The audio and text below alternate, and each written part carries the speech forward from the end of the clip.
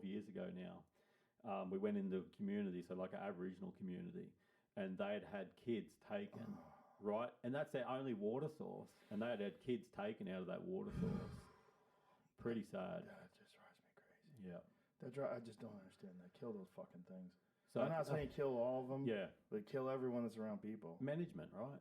Jim Shockey was on the podcast a while back, and he was telling a story about how they had actually hired him to go to Africa to hunt crocodiles because there were so many crocodiles that were taking people in this village.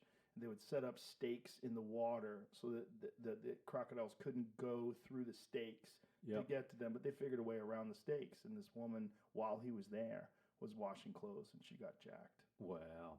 Yeah, he said everyone there was like missing a hand, bite taken out of your leg. Yeah. He said it was just an epidemic. And that's like their everyday life. It's nuts, big. isn't it? These are big, 18-foot, 19-foot crocs. Like just scared giant. of nothing. Everyone's food. Yeah.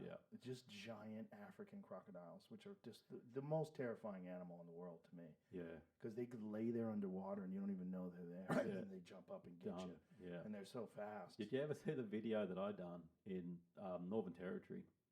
And Is it online? It's online. How would Jamie find it? Oh, I think I pinned it to my Instagram. And I sort of talk people through it, like after, obviously. I'm not talking when I'm walking up there. So I'm going up there and there's like all these like little water holes as it's drying up. And there's all these pigs laying on like 2 or 3 water holes that way and no pigs laying on a water hole this way. So I'm like, oh, that's a bit sus already.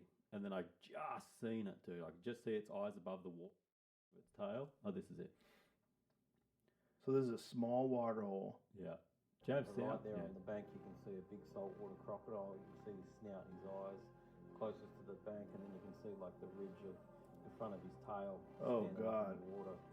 I actually watched him come from the centre of that billabong there, right to the edge, when he noticed the line that I was taking to the edge of the water. Watch this thing sink away. But yeah, you can see he's properly hunting me here. You'll see his eyes and snout just disappear under that dirty water. Look how slow he drops away.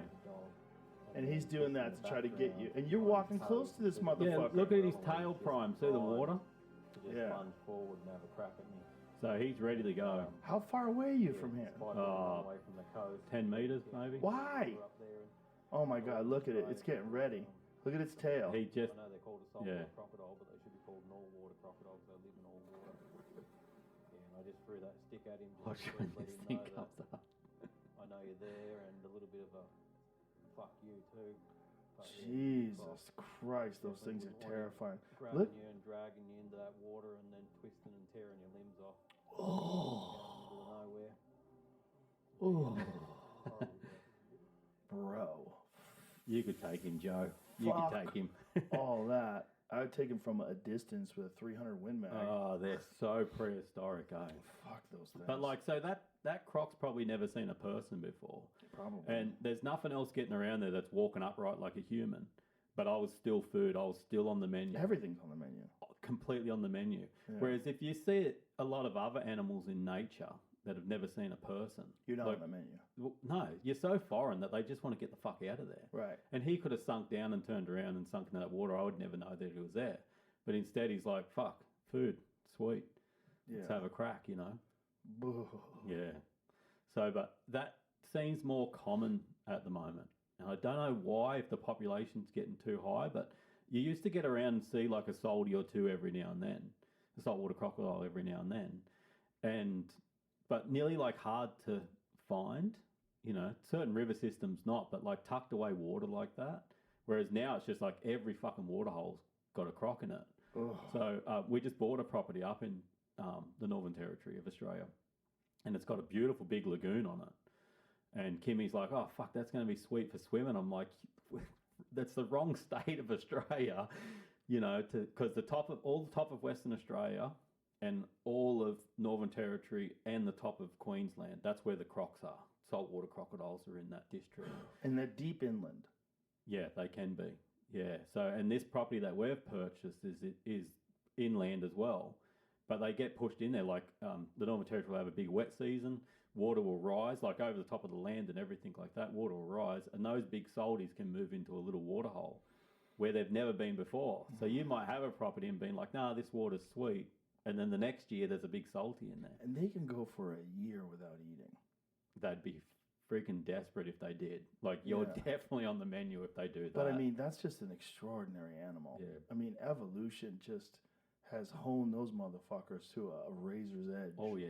Yeah, I think I told you about the story where, like, I shoot a big boar pig and, like, the arrow zips through it and it just dropped over onto the riverbank. And I walked over there with another arrow just to see if I had to follow it up. And so I walked up and, like, I'm like a meter above it.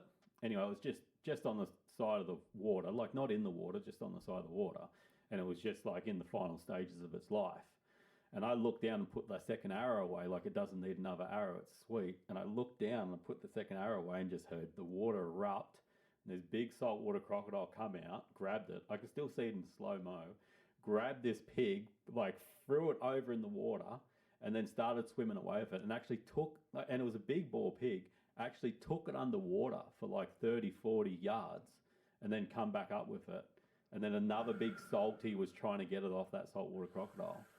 Now, if that pig was already dead, I would have just jumped straight down the back, the bank, and I would have been right in the line of fire. Oh, boy. You know, and it's like, that's how Oh. quick it happens, dude, you know, and it's just like, they're just sitting there waiting. I had another trip.